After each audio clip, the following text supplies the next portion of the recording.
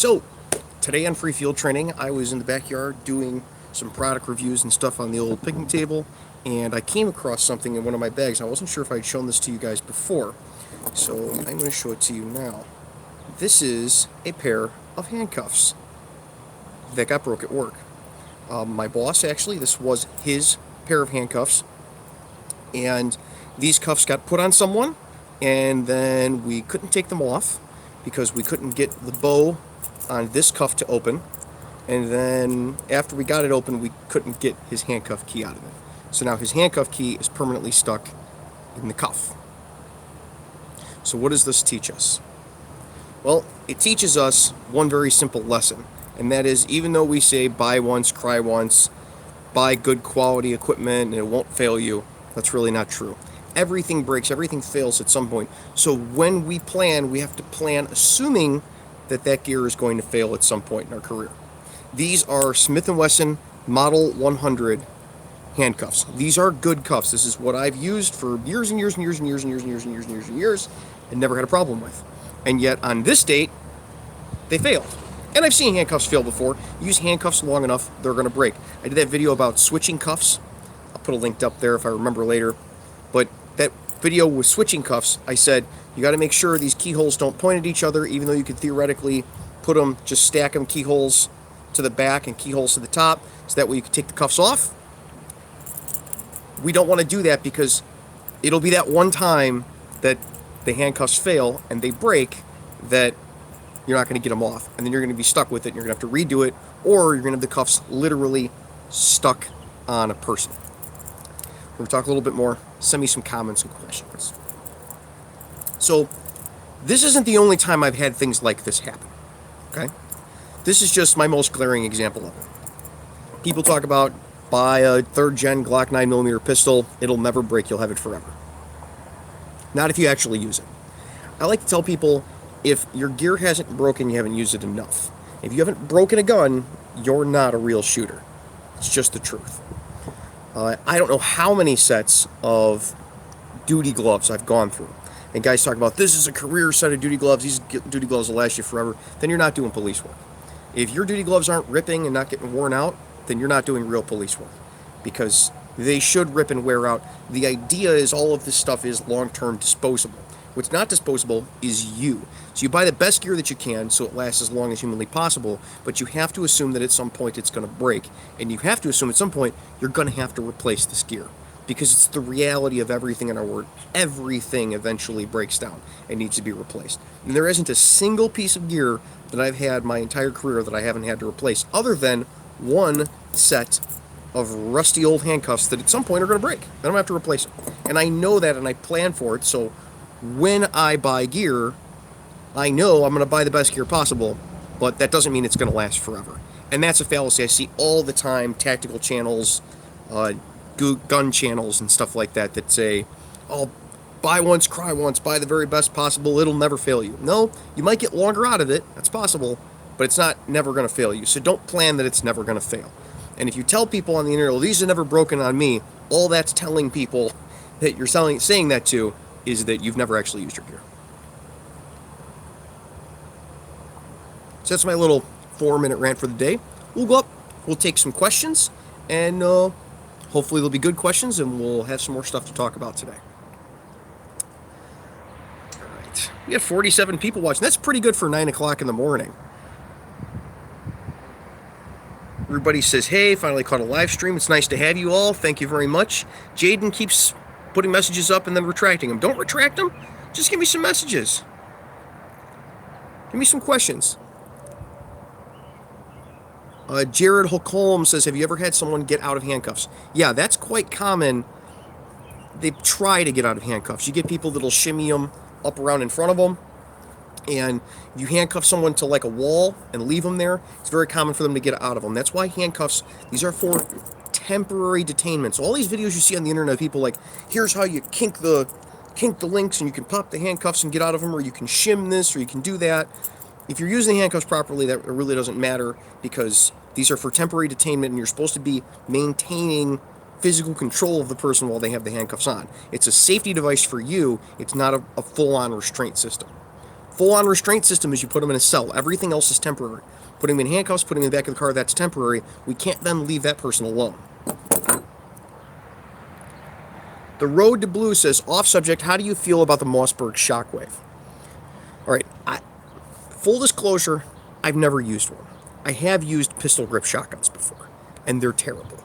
The only use I see for pistol grip shotguns is in breaching operations where you don't have to actually aim because you're putting the shotgun up, 45 down, 45 in with the slug, and you're putting it through the door handle.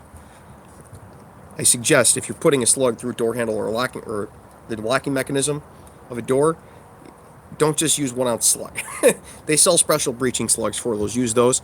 That's my only use with them ever, and I don't really see any I don't really see any purpose for the Mossberg Shockwave. If you don't know what the Mossberg Shockwave is, it's a little tiny firearm. It's a little tiny firearm that happens to fire shotgun shells with a really short barrel on it, and it just has like this bird's head adapter on the back. You can Google it and see what it is. And basically gets around a bunch of firearms laws that restricts how small and compact a shotgun can be. Well, while there's reasons you would want a really small shotgun like that, there's no reason that I want a really small shotgun that doesn't have a shoulder stock. So it doesn't really do me any good. You can't really hit with pistol grip shotguns much beyond spitting distance, literally spitting distance. And even then, I can probably spit further than I can hit with a Mossberg Shockwave accurately. You could put like some sort of laser adapter on it that might make it more useful, but those are kind of hinky all in all. Like for most long guns, I don't see a lot of those systems mounting 2 shotguns that are that effective. There used to be one that would give you a pattern, like there was a dot in the middle and then a pattern around it that went out 1 inch for every yard. I don't know if that still holds true with the Shockwave, but even then, by the time you get into the Shockwave, the laser, and the training it would take to get good at it, because it would take a significant amount of training to handle something that's that small, and you'd have to do it regularly. It's a perishable skill, so you'd have to have like someplace in your backyard to go play with it. What's the point at that point? If you've got the area to go and play with it in your backyard, then you've probably got the space for a full-size shoulder stock shotgun. So the only good I see from the Shockwave is that it gets around a bunch of firearms laws. And if that's what you're into, then have that. If you like things that are, look how cool this is, have that. If you like taking pictures of it for Instagram, have that. If you got a YouTube channel and they're giving it to you for free, have that. But I'm not going to buy one. I don't see any purpose. I certainly don't see any purpose for it for what I do on a day-to-day basis. If I wanted a short little shotgun, I'd go in the basement and go get one.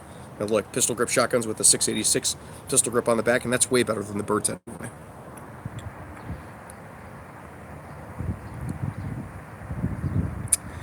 Notorak says, what do you think about Steelcase 556? I have a hard time finding ammo with copper jackets and steel cases. Most companies with steel cartridges have weird jackets. I get issued most of the ammo that I use, even 556, so it's not really a concern for me. All the ammo that I use on a regular basis is brass. When I do have to go to a range and I have to buy my own ammo, I have used Steelcase ammo. Most of the Steelcase ammo that I use is Russian Steelcase ammo, because that's how it comes for like in Mosin Nagant. So I don't have a whole lot of experience with Steelcase 556. And honestly, I've seen enough guns blow up, like catastrophically crack bolts and crack bolt carriers and blown receivers and stuff, that I stay away from any ammo that seems even remotely sketchy. And that's what I suggest that you do. I understand that there's money to be saved there, but there's a lot of money to be saved in not buying an AR to start with and not shooting it to start with. So I guess you could start by saving there if you can't get into it. It's kind of like saying, well, I bought this really cool car and it's supposed to take 93 octane, but I put 87 in it. Well, you could put 87 in it for a long time and you're probably not going to have problems. But when you start talking about reloads and Steelcase ammo, you're trying to save little amounts of money over the long term, and you're going to end up blowing up your investment. I don't suggest it unless the gun manufacturer says, yes, you can use this ammo. I think it's just a way around spending money on good gear that's going to not blow your gun up. So use at your own risk. That's what I would suggest. I know plenty of people have had very bad experiences in the real world buying their own Steelcase ammo or buying their own crappy reloads and using them. We had a couple guys blow their guns up at SWAT school, putting 4,000 rounds through in the course of a couple of weeks of Steelcase ammo and reloads. So I just stay away from it. And the department issues me ammo anyway, so why do I want to buy stuff?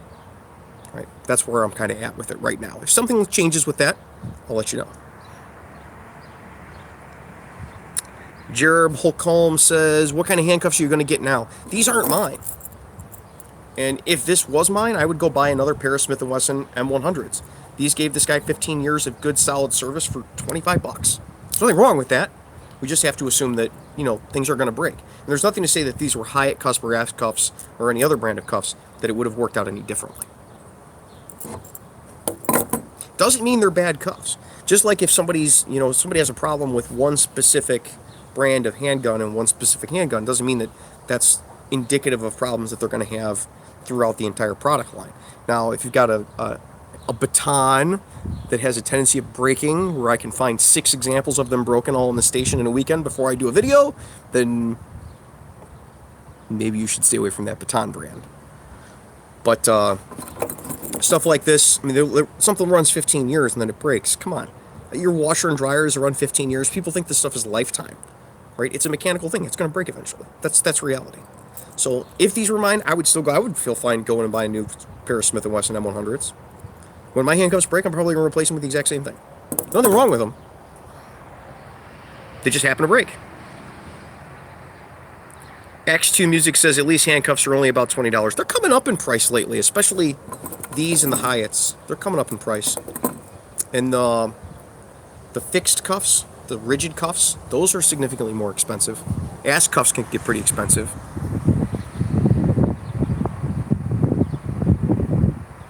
CPT Twist, Captain Twist says, what baton do you roll with, and being armed with a gun, do you have to use it often?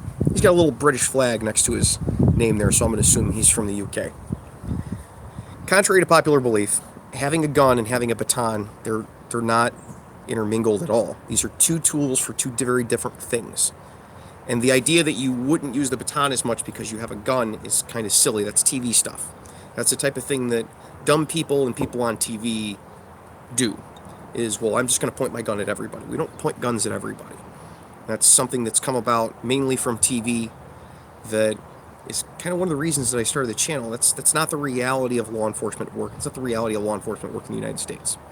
There is still a lot of use for a baton for cops, for people that are actually going to get in there and mix it up with people and actually take people into custody and solve problems. There's nothing better than a baton for when you've got a big, massive riot or fight. And because of that, I use the baton far more than I really would like to have to.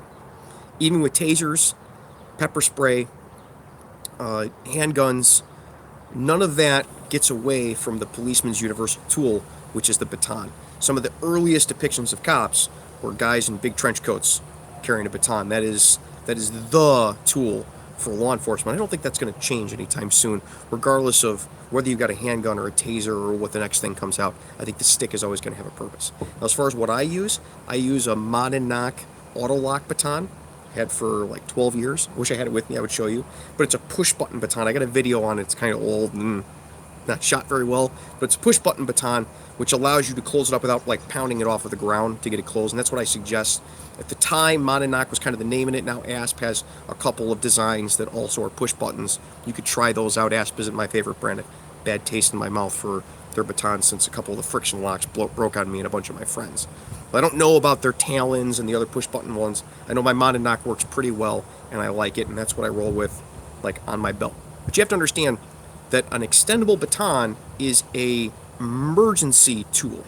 It's what we carry because it fits on our belt, just like a handgun and a backup gun, and it's not what we have if we know we were going to a fight. I have a polycarbonate 21-inch baton that I keep on the top of my duty bag. You can see that on my duty bag videos, several of them on the channel.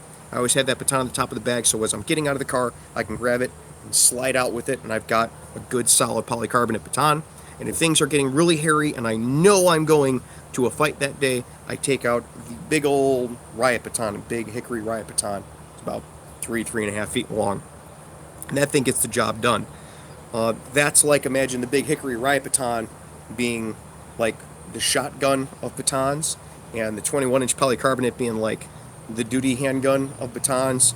And that ASP baton or Mod and Knock baton, that extendable baton that you use, you have to think of that as being like the backup gun of batons. It's what you have because you have it. It's not necessarily the best thing for the job.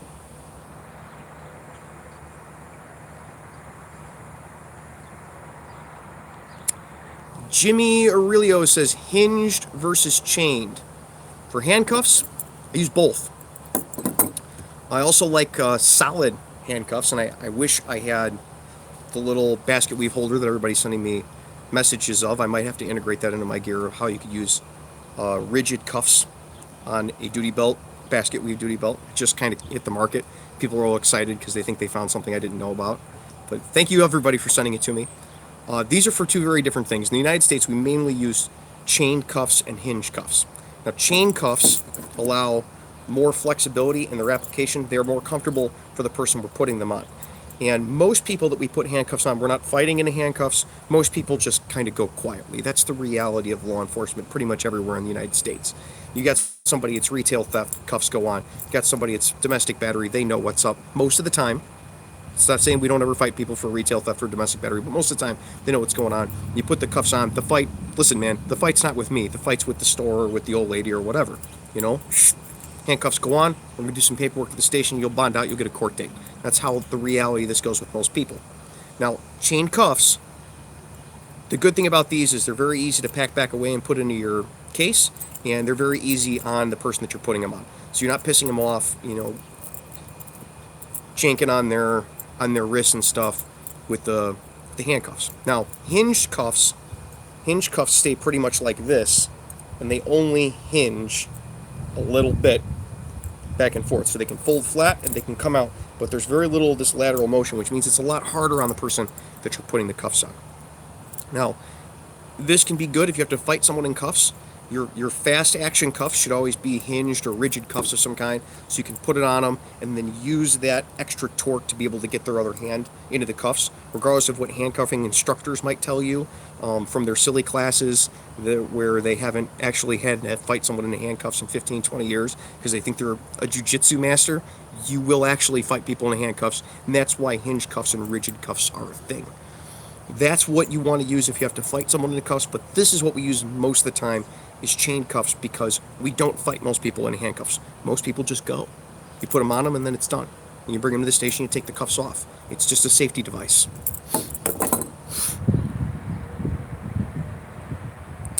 Second says, when are you going to do a new EDC? I don't know. If something substantially changes in the way that I carry stuff and what I'm carrying, then I'll do it. It doesn't generally change that much. Like, the item might change, but the philosophy doesn't. And it's real hard for me to get excited about doing a video where there isn't some like philosophy level thing where people aren't learning something, where I'm just like, hey, look at this stuff. Look at the stuff that I bought, or look at the stuff somebody sent me. And that doesn't excite me, and so I have a hard time getting that excitement to you, and then I don't think the video is going to do well. So if you got any suggestions, I'm open for them for videos. I'm always open for suggestions, but for right now I don't really have any plans on doing a new EDC video.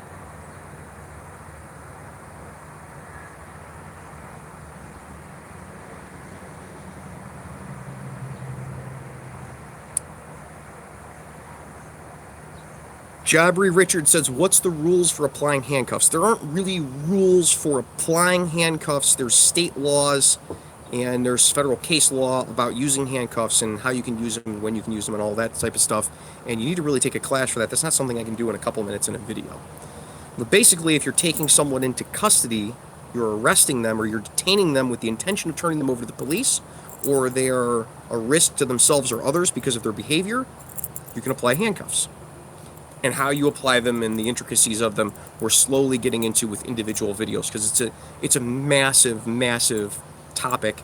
I've taken multiple 40-hour classes on handcuffing, and I still think I have more to learn. Ryan W. says, missed the beginning. Did you use shims to get those handcuffs off? No, we screwed with them for like half an hour in lockup to finally get the bow to open to get them off the guy, and then can't get the key out. The insides are all jacked up. That's the story. I wish it was that exciting. We don't carry shims around to get cuffs off. Normally when we get like this, we end up taking bolt cutters to them to get them off, which you can bolt cutter this pretty easily, but bolt cuttering the bow off is a pain in the butt. Normally ends up screwing up the bolt cutters pretty good if you don't use the fire department's bolt cutters, which is why we use the fire department's bolt cutters, because I don't want to screw mine up. But these we ended up getting off without cutting or shimming anything. Most of us wouldn't even know how to shim handcuffs if we tried.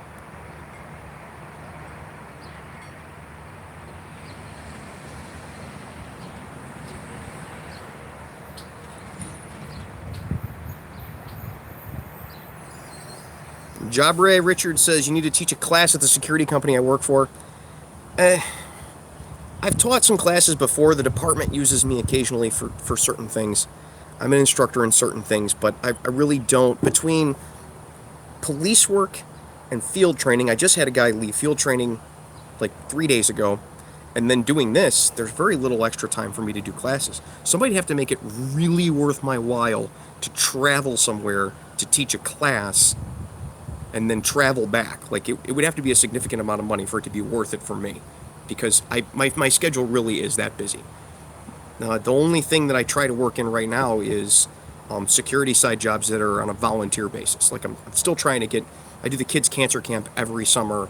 So there's a couple of videos that I've actually shot while at it that I try to do security for every summer, and I can't even fit that in this year, which really sucks. I'm kind of upset about that, but if you want me to come teach a class, you got to make it worth my while, because that's not something I generally do. UH60 says, what type of coffee are you drinking? I am drinking from my free field training mug. These aren't for sale. The patches are for sale at freefieldtraining.com/merch, but the mug got sent to me by a viewer named Sharon. Thanks again, Sharon. And the coffee I have inside is Jiva coffee. Jiva sent me a whole bunch of coffee of their different varieties, and this, I think, is the Guatemalan blend coffee. It's pretty good. It's starting to get cold now because I've been out here for 20 minutes, but it's coffee. It's caffeinated. That's all I ask of it.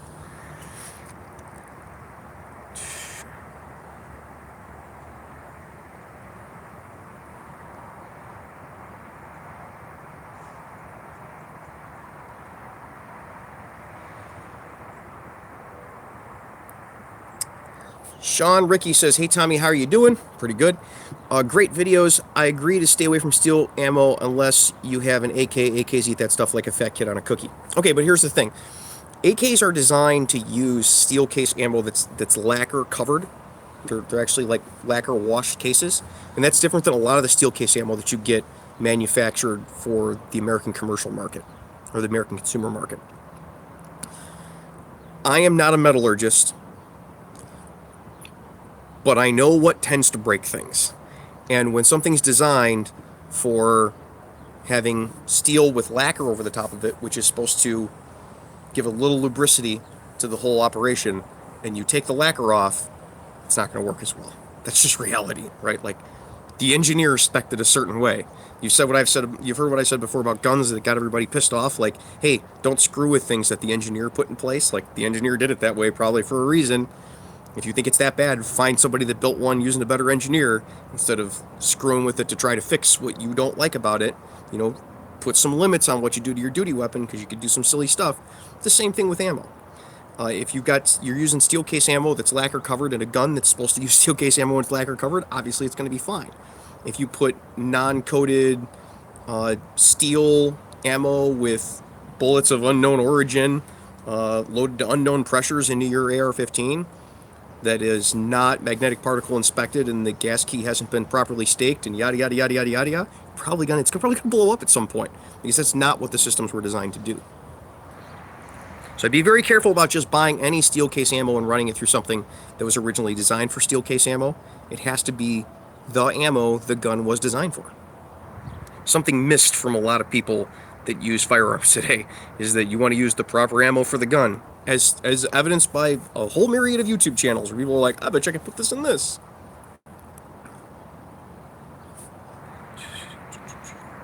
Hi from Scotland.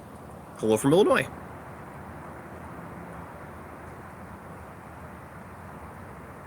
Matthew Brannon says, any funny broken cuff stories? I don't generally tell stories from work, but most broken cuff stories are either pretty sedate or pretty funny. So I had one time where we had to go find special handcuffs because the guy used to be a correctional officer. And if you don't know, handcuffs for corrections have a different key. So it's not just like a little flag on the end that opens the lock. It's like it goes around a corner to make them harder to get into. And this guy was using the corrections handcuffs on his girlfriend and got her attached to the bed, and then couldn't find the key because he wasn't a correctional officer anymore. Couldn't find the key, so he called us, assuming we would have the key for handcuffs. He didn't know any better. He wasn't a correctional officer for very long. And so we got there and we're like, our keys don't work in this, dude. And I looked at it, and I forget what the model is for corrections. Like M1005 or something to show that it's a correctional handcuff, uses a correctional key. I was like, we don't have a key for this. And she lost her mind. It was a good time.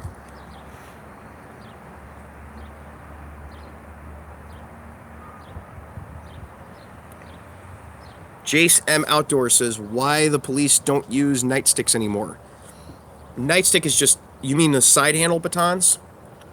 I don't use PR24s, which is the side handle batons, as much anymore. I actually tried to go to a class for it, and the only class is in Florida, which is a bit of a cruise from here. My buddy was going to go there and get certified as an instructor and come back and certify everybody that wanted to be certified, but it really came to naught in the end. The problem with side handle batons is it doesn't really give you a whole lot over a straight stick baton, unless you know and practice with all the techniques, the lock techniques and stuff with side handles. And that's just, we don't use it very much anymore. Those techniques haven't proven to be super effective to the point where it's worth putting the time and training into learning how to do them when we've got a bunch of other stuff that we need to learn and keep up on.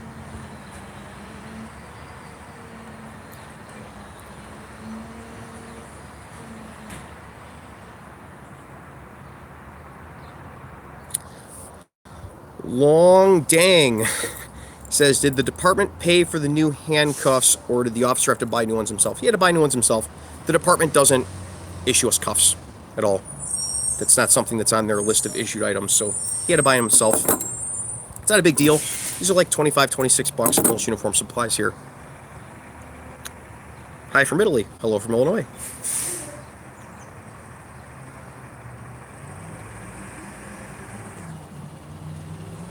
Matthew Martin says, handcuffs are a good safety tool, but how deal with a hand and rest problem?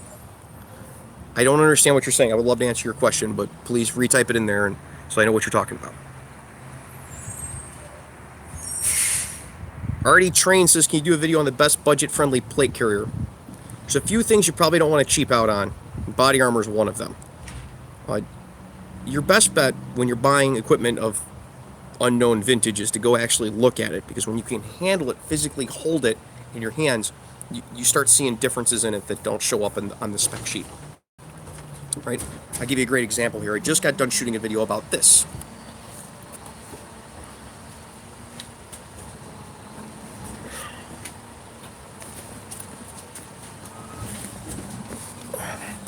This is my new gym bag. Proper sent this to me, full disclosure. I didn't buy it, they sent it to me. But it's an awesome gym bag. And the reason they were willing to just send it to me is they knew, dude, it's a good bag. He's only going to have nice things to say about it. They want people to see me using it. This bag doesn't look any different than any other gym bag on the market, right? Just looks like a gym bag. It's got some MOLLE on the outside, and one of the pockets has Velcro on the inside, and it's got a pocket that has an expansion chamber over into the main compartment. And the only reason you can really tell that it's anything other than a normal gym bag is that on the inside, the material's gray. So the whole inside of the bag is lined in light gray, so you can see stuff in it better. And that's the only real way you would know the difference between this and anything else off the spec sheet. But when you handle it, it's significantly different. It's heavier, it's built heavier, the material's thicker, it's stitched better. The handles are these big, heavy rubber things. Even the zipper pulls are these big, heavy rubber things. It's built better. And that's the difference. And when you start talking about plate carriers and nylon gear for police work or for whatever you're going to do with it, that's the big difference between your budget brands and your high-end brands, is the materials are made out of and the quality that goes into the workmanship. And it has nothing to do with where it's built.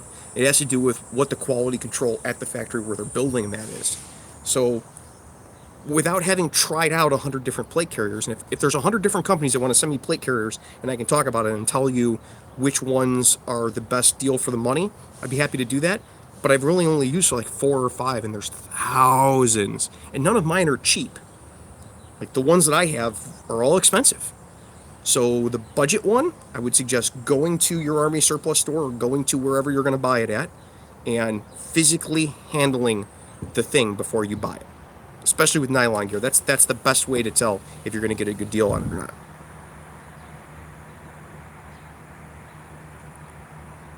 Bailey Smith says, goodbye, you will not tell me. I don't know what you're talking about, Bailey. I can't do every, like there's hundreds of comments on here. I can't possibly see all of them and get to all of them. So I don't know what your question is. You could ask it again and see if it comes up. Armando Cardenia says, have you ever used zip ties as handcuffs? No, I don't use zip ties as handcuffs. I have zip cuffs if I need to go that route. But most of the time when I handcuff people, I'm a patrolman. It's these zip cuffs are a big thing on SWAT or with riot control situations. Luckily, I don't get into too many of those anymore. Now, that doesn't happen, but occasionally it happens. But normally, it's these handcuffs. I have to run through 2 people handcuffed before I have to go to anything else. So zip ties have never come up.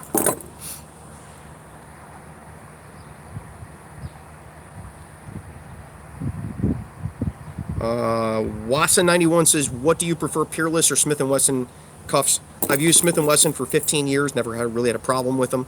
I know other people have had problems with them. I've seen people with peerless that have had problems with it, Hyatt that had problems with them, Asp that had problems with them.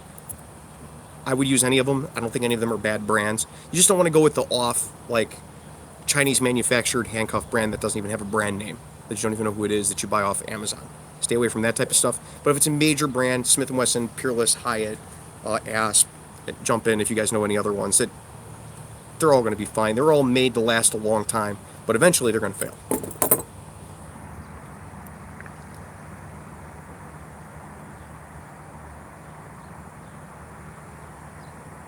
Jaden says his dog passed away June 9th. I'm sorry to hear that, Jaden.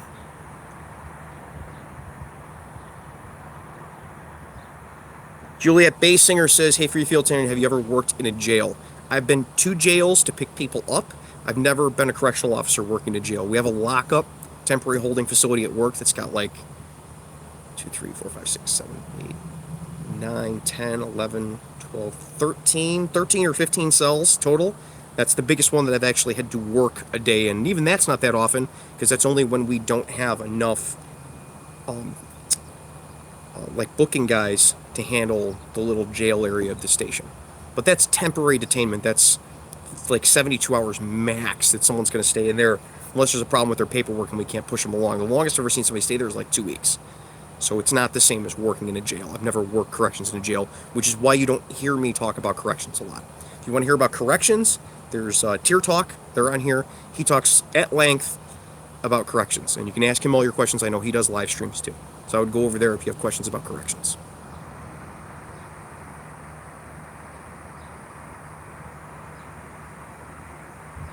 Anton Guzman says, so basically even AKs can misfire if you don't have the right ammo in them. Well, any mechanical thing can fail if you feed it the wrong stuff that it needs to work. That's, if you put 87 octane in your car and it requires 93, it can fail. That's the reality of it. The fact that it's, okay, let's say like Toyota makes really good engines. I think everyone would agree on that. Most people who are sane would agree on that. They're very reliable cars, right? You have a Toyota and you put, let's say, gasoline that you found in your uncle's garage when he passed away into it, and it seizes up or has problems or develops a lot of rod knock, that shouldn't surprise you. Because even though it's a really, really, really good engine, you can't just put anything into it and have it run. That's how mechanical things work.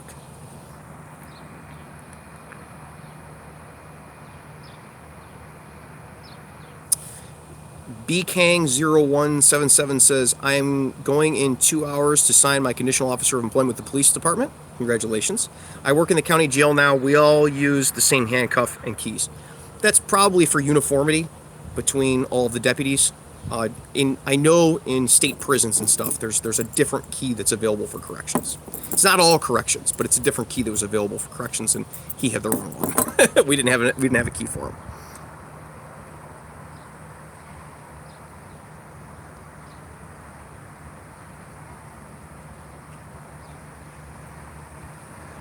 SK8ing put $1 in the donut fund and then didn't say anything. So thanks for the $1. I appreciate. But say something, man. I want to be able to talk to you. Randall says, good morning. Good morning, Randall. Randall just got a new job with the PD. So he's on a little place that nobody's ever heard of before. But we're happy for him. He's back in the saddle again. Thanks for stopping through, Randall. Eddie Leal says, Police Academy here in Tampa, Florida provides gear with the exception of footwear. Not sure about vests, though. Well, if it's the Academy, they might not give you a vest. It's probably for the best they don't give you footwear. Footwear is where I always get jacked up because my feet are messed up. So, like, issuing me boots probably wouldn't turn out so hot. I'd end up having hot spots and stuff all over. But it's good that they issue all your stuff. At least then you don't have to pay for it.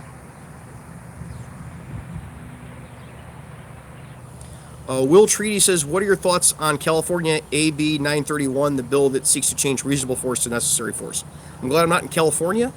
I don't think California legislators understand how case law works, and that you can't just write a statute that's in contradiction to case law and then have it stand. It's not how law works at all. I got a couple videos they should watch. That's not how law works. The legislature can write whatever they want, but if it's struck down by the courts, it's not gonna matter one little bit. And you can't. It has been repeatedly passed down by the U.S. Supreme Court that an officer can't be judged in the hindsight 2020 vision of the situation. They can only be judged by what a reasonable officer would do given the circumstances. So what they're presented with, that's all that can be judged, basically, is at the moment what they knew and what they saw and the decision that they made and whether that was reasonable or not. Changing it to necessary, giving that, if they try to extend that to like, well, in hindsight 2020 vision, well, he thought it was a BB, he thought it was a real gun, but it ended up being a BB gun, so put him in jail for murder? No. I don't have to have an opinion on it because the U.S. Supreme Court has an opinion on it. And they have for decades. So if I was a cop in California, I'd be like, oh, this is going to be a rough few months, but it's going to get challenged. It's going to get thrown out if that's how they're going to try to apply it. I don't think people understand how case law works. I know a lot of states and a lot of municipalities don't understand how liability works and how case law works and how law works, and they make laws anyway. I don't think that one's got legs. If it does, you're not going to have cops anymore because you can't do that to people. That's not reality. It's not even the standard by which we judge people whose job it isn't to go out and police the public. Like that's not the standard that we use in Illinois for a self-defense shooting. So how could it be you're going to apply that to law enforcement? That's crazy. People whose job it is to go out and do this thing for you. No.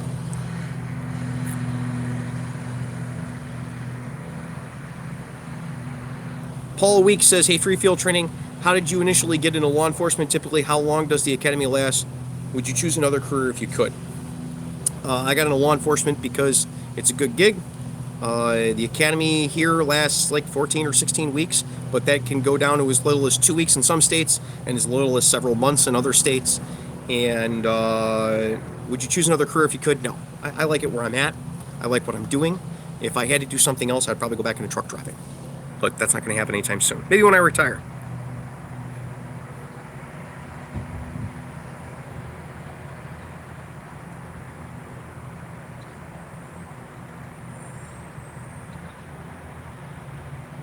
Notorac says, do you keep a spare pair of cuffs on the spotlight in the squad? No. I see some people do that. I don't. I put them in a bag. I have spare handcuffs. I have them in my duty bag because I might not have the same car today that I had tomorrow. I mean, I'm assigned a car, but if it goes in for maintenance, I might not have it. So I don't keep gear in the car. I put it in a bag, bring it into the station. That's it. Makes it easier. Gaming Schmo says, how often do you replace your handcuffs? When they break, generally. There's no way to know when they're going to break. So you replace them when they break.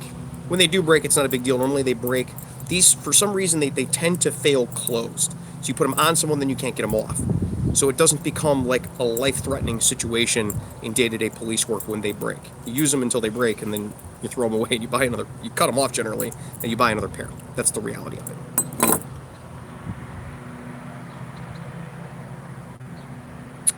Perks of Euphorium says, just passed my polygraph. Now just waiting for the oral board. Thanks for putting out such great content. Thanks, congratulations. Hopefully you get the job, man. Kyle Hansen says, ever tried simunitions? Yeah, I've been in a few simunitions classes. We used them a lot in SWAT school. It's a great training tool. It's a humbling experience to go into a fight with simunitions. Very humbling to get shot.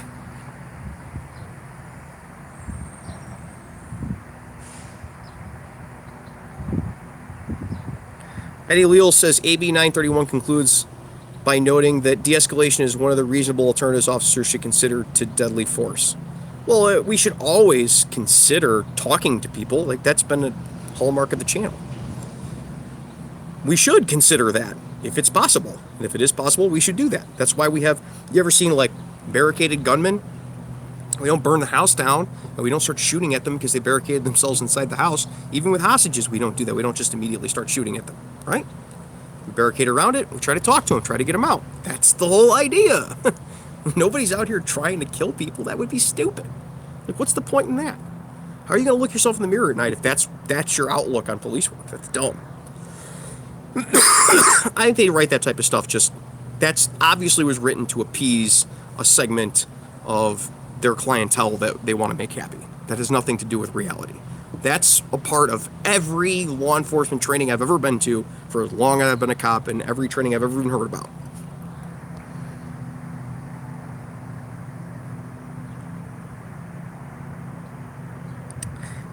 Andrew Adard says, I want to buy cheap armor for my family. How unsafe is expired armor?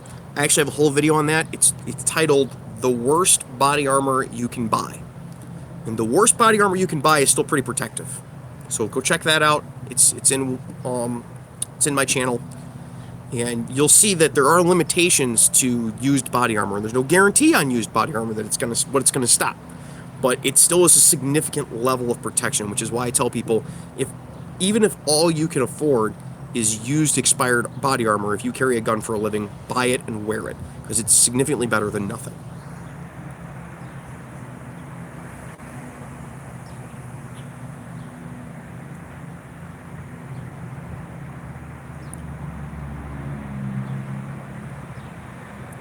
I had a pair, Sean Ricky says, I had a pair of Gulls brand cuffs when I worked part-time security. They were not that bad, but I like my Smith Wesson M100 personally. The Gulls cuffs sits in my patrol bag as the third pair. I don't know who makes Gulls cuffs. Obviously, Gulls is a company that sells gear. Their branded gear is obviously built by someone else. They don't have a foundry, in their warehouse. I'm sure they're built by somebody else. I have no idea who it is, though.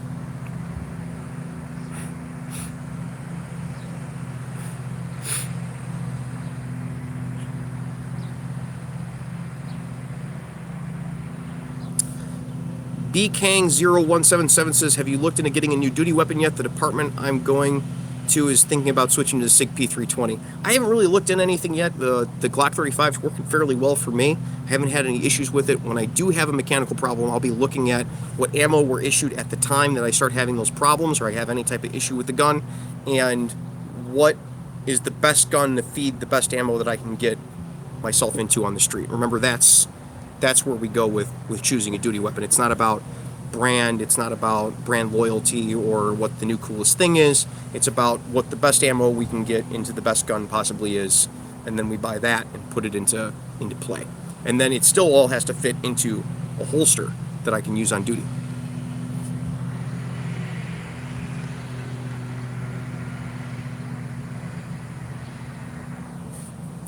Charles Ashcroft says, I did not know Smith & Wesson handcuffs could break. I have carried mine for 4 years so far, and still Smith & Wesson and Peerless are my two favorite brands. Everything breaks eventually. Everything breaks. Everything. Because you buy a good brand doesn't mean it's not going to eventually break.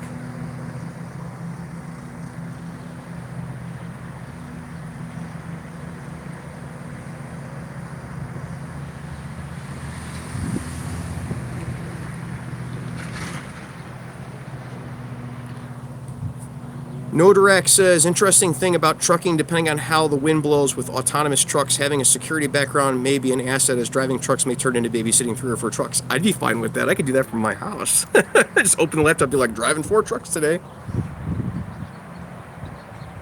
Tyler Yelich says, did you go to college? If so, what did you go to college for? I did go to college, and I went for human resources management. And look where I am today. Managing humans.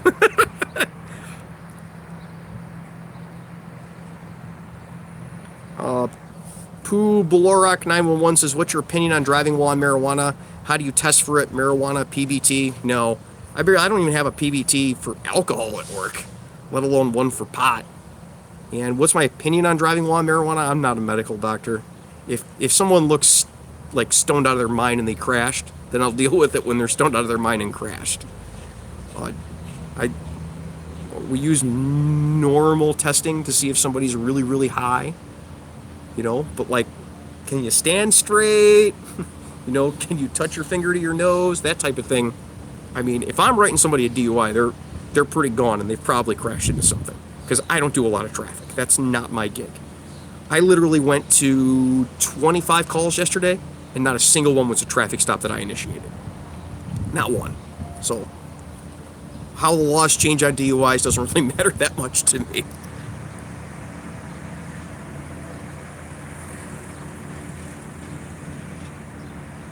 Simon Jazowski says, what do you think about ESP textile handcuffs? Isn't it better to have more textile cuffs than one metal cuff? I've never used textile handcuffs. I don't know what a textile handcuff is. You mean like cord, like rope? I can just tie a knot. I'm an Eagle Scout. I can just tie knots. I'd rather have good solid metal handcuffs that I can use and know are going to work most of the time than a bunch of zip cuffs. I've used zip cuffs before. Zip cuffs have their place, but they're generally single use. And if you try to use them multiple times, they wear to the point where they're not really useful anymore. You know, this is something that people ask me about DUIs all the time. I don't know anything about that, or speeding tickets. I don't know anything about that. I don't know how to do it, but that's about it. But this I use constantly. 5 people I had handcuffs on yesterday. I wouldn't want to replace this with something made of rope or plastic to use 5 times a day. They have their place. You know, there's lots of great zip cuffs, and I'm sure textile cuffs, whatever those are. Piece of rope would work once or twice, but this is what you use for 15 years, 5 times a day.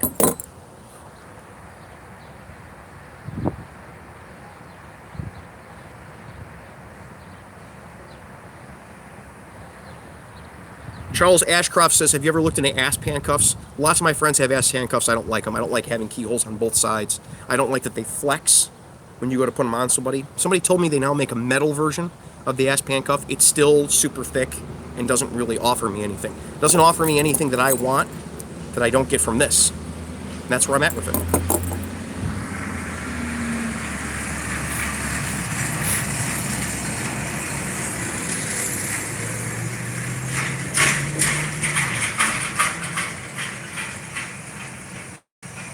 I don't know why there's very, very loud trucks in my neighborhood every morning when I try to make videos. I don't get what it is about this neighborhood that everybody and nobody has a suspension on their car. I'm very sorry about all the background noise. Paul Weeks says, do you have to typically pay for the academy? Oh my goodness. Paul Weeks says, do you typically pay for the academy without any college degree or prior background in the field? Been looking to the force for the past 3 years. Any tips or knowledge, please? Helps. Thank you. All right. Depending on your state, some states allow you to self-sponsor. I don't work in one of those states, so I don't know anything about self-sponsoring. Here, you get a job, and then the department pays to send you to the academy. That's how it works. And whether you went to college or not doesn't have anything to do with it here.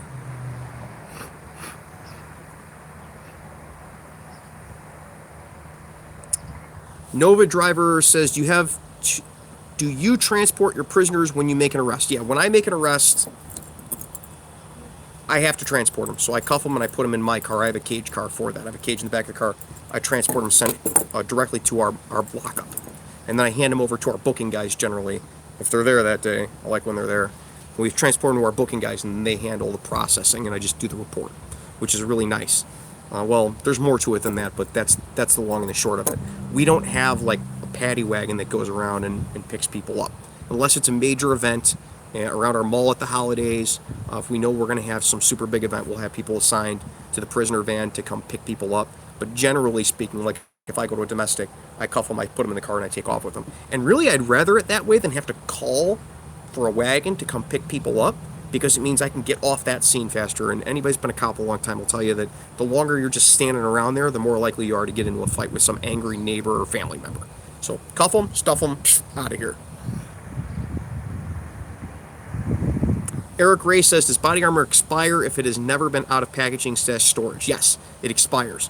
They put an expiration date on it because they don't want to be liable for the things that you do with it 20 years from now, regardless of how it's been used or where it's been stored. So the expiration on body armor just means that company doesn't back that armor anymore. You're not going to be able to sue them because the armor didn't work if it's past expiration. Kind of like if you buy medical gear. I don't know if you're familiar with medical gear, Eric, but if you buy like a pressure dressing, it comes with an expiration date on it. That means nothing. That pressure dressing is still a pressure dressing 30 years from now. But the company has to put an expiration on it, because if you use that pressure dressing and the seal has broken because the plastic is dry rotted away and you give somebody an infection, they don't want to be liable for that infection that you give them because you did something dumb, because the thing's been around for 20 years. They just have to put a reasonable limit on it somewhere. So for body armor, normally it's 5 or 6 years. For soft armor, and some companies are putting like 20 years on steel or whatever it is they're doing. It's just a steel plate, they can do that. But it's a time frame where they're like, given reasonable use, it should be effective through this time frame. And of course, it's overbuilt like crap because it's body armor and there's a lot of liability involved.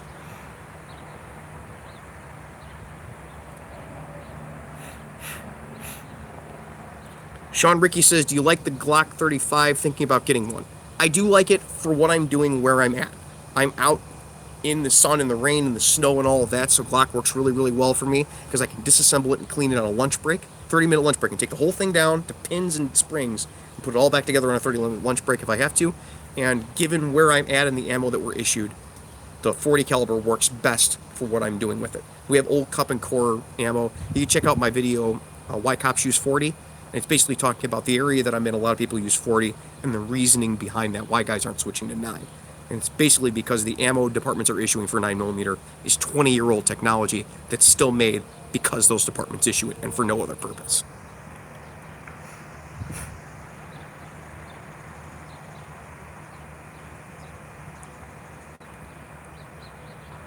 Kyle Hansen says, is there a work quota required each month? Where I'm at, we don't have any quota. Any quota they could set, we would blow out of the water immediately, other than writing tickets.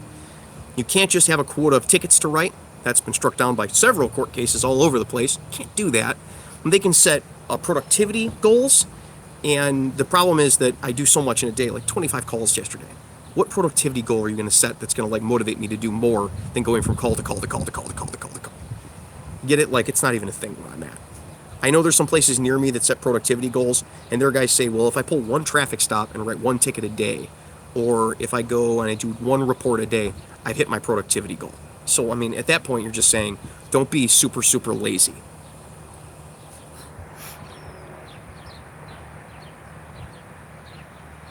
The Mongoose Lover says, do you prefer black or silver handcuffs? Doesn't really matter. I got both. Doesn't matter to me.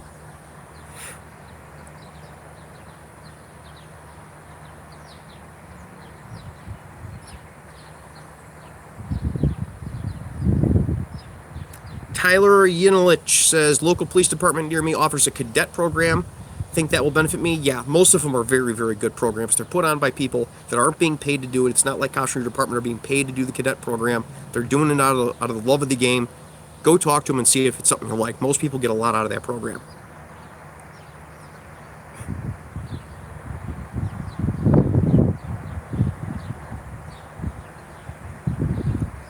All right. And we pretty much reached the end of the stream. So thank you everybody for coming on today. Oh, one more question. Take one more question. Carlos Gonzalez says, do you use a body armor behind your clothes? No, this is just a t-shirt. I don't generally wear armor under my shirt. I have an external carrier. Got lots of videos on that. Police duty belt, a closer look. You can look at my external carrier. Got all sorts of stuff on there. So that's it. 54 minutes in. I'm sure somewhere along the line I've pissed somebody off. You're welcome. Until next week, you guys be safe. Take care of each other. Thanks for through $1 in the donut fund. I'm going to go buy a donut with it today and eat it. Take it easy. You guys be careful out there.